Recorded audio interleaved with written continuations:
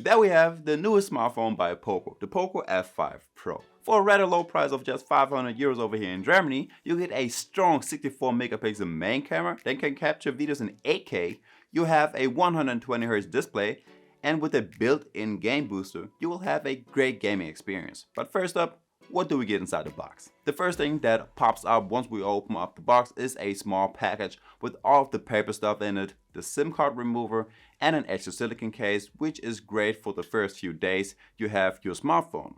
Right below there is the pretty Poco F5 Pro. I took the white version, but you can also get this one in black. As well as we get a charging cable with the Type A and Type C connection and the 67-watt fast charging brick. So the Poco F5 Pro has a 6.67-inch OLED display that lights up with a max of 1400 nits, which is more than enough to watch your videos out in the sun. All around the phone you will find a plastic frame. The front is protected by the Corning Gorilla Glass 5, and over on the glass back you will find an extra metal element with your 3 camera lenses.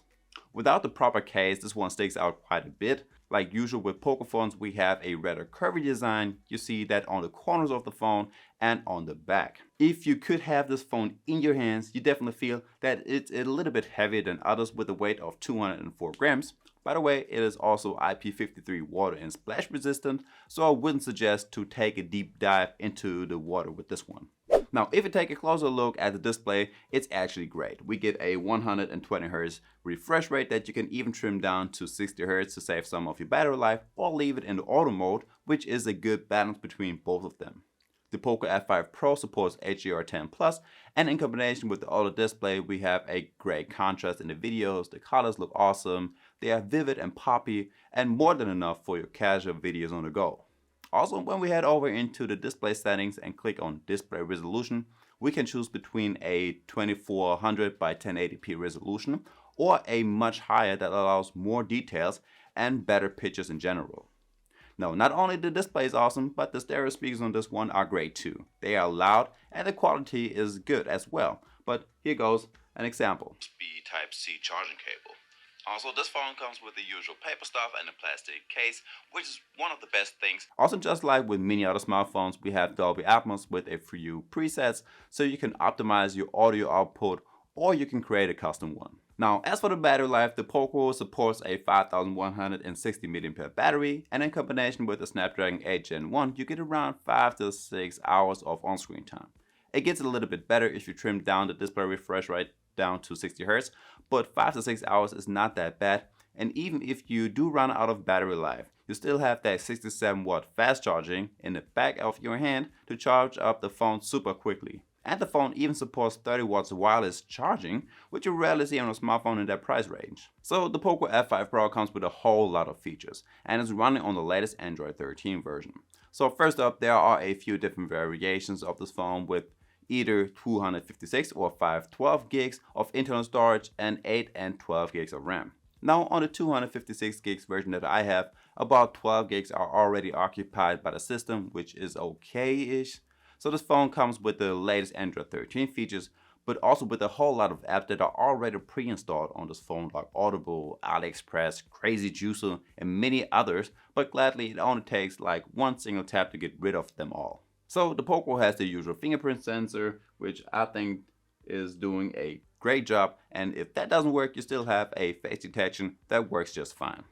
Now you can get some gesture shortcuts, such as you can turn on the torch by double pressing the power button, press and hold with 3 fingers on the screen to take a partial screenshot, and then you can create different shapes and sizes, or quickly launch the Google Assistant by long pressing the power button. But you can also double or triple tap the back to open up different apps on your phone. Besides the gesture controls, there are floating windows, so you can work on 2 different apps at the same time. You can measure your heart rate by keeping your thumb on the fingerprint sensor, and you have a second space just in case you want to share your phone with someone else and want to keep things a little secret. So since the Poco F5 Pro is rocking the Qualcomm Snapdragon 8 Plus Gen 1, everything on this phone looks and feels pretty smooth, especially in combination with the 120Hz display. It buffers videos quickly and I never experienced any lags. When it comes to the gaming, I once again had no big issues. The frame rates pretty much stayed stable and the phone didn't get overly hot.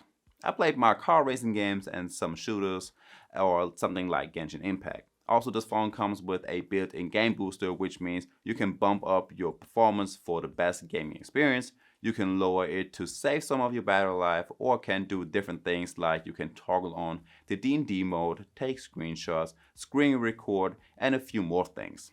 So if you are looking for a mid-range gaming phone, you're really not doing anything wrong by getting the Poco F5 Pro. Next, the camera. So as I already mentioned in the beginning of this video today, the F5 Pro has a 64 megapixel main camera with optical image stabilization, a 8 megapixel ultra wide and 2 megapixel macro camera, and a 60 megapixel selfie camera that can capture videos in 1080p with 60 frames per second. Now the front camera is a lot more powerful. This one can do 1080p, 4K in 60 frames, and even 8K with 24 frames per second. Also, when it comes to the camera modes, this phone won't disappoint you. You get a night mode, portrait mode, pro mode.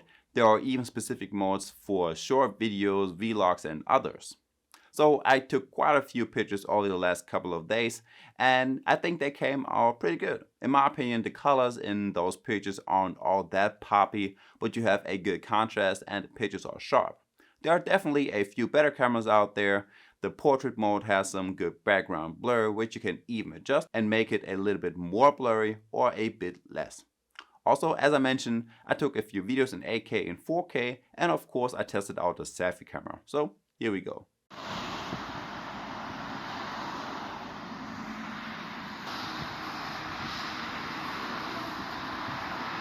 Alright, so right now I'm recording in 1080p with 60 frames per second, and I would say that all of the colors, they're not that poppy. Everything looks a little bit pale, but 60 frames per second, that's how it looks like. Pretty smooth. No 4K in this one, only on the rear camera, but still an awesome camera.